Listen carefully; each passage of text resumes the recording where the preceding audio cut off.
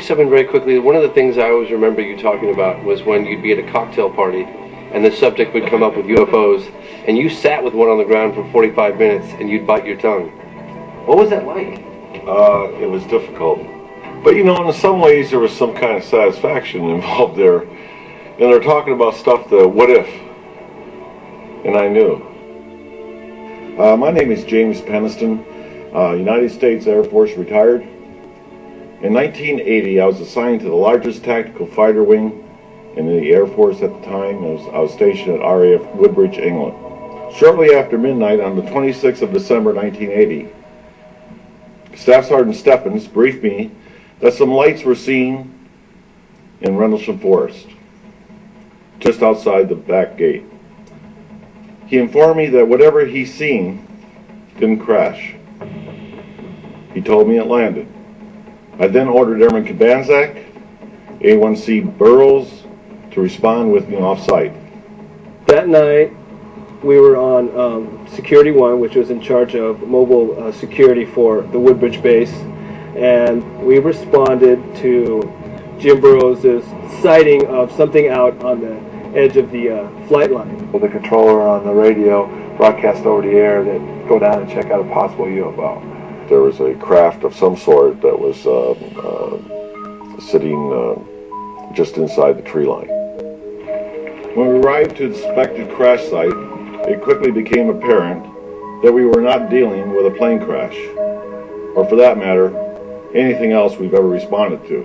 Burroughs would say to Jim Peniston, "Do you see that? Do you see what's out there at the edge of the trees?" It was just bright lights, you know, and the only way you can describe it is, I guess you'd call it an object. At that point in time, three of us had direct observation of the craft. I then asked Airman Kabanzak to relay the radio transmissions back to our control center. Burroughs and I proceeded towards the craft. The only noise we heard out in the woods was the noise of the animals. Just as Burroughs and I entered the tree line, the shape of the craft was defined. The closer we got, the more the white light dissipated, but what appeared was a triangular craft.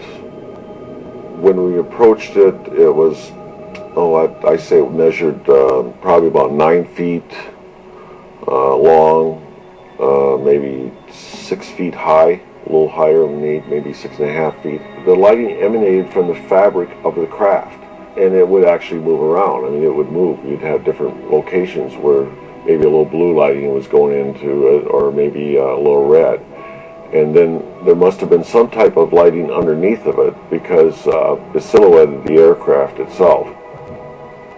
I went around and started doing a 360 walk around the area, taking, recording my observations. I was looking underneath the craft like that. I had taken quite detailed notes on that.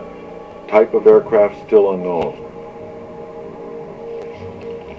No apparent landing gear.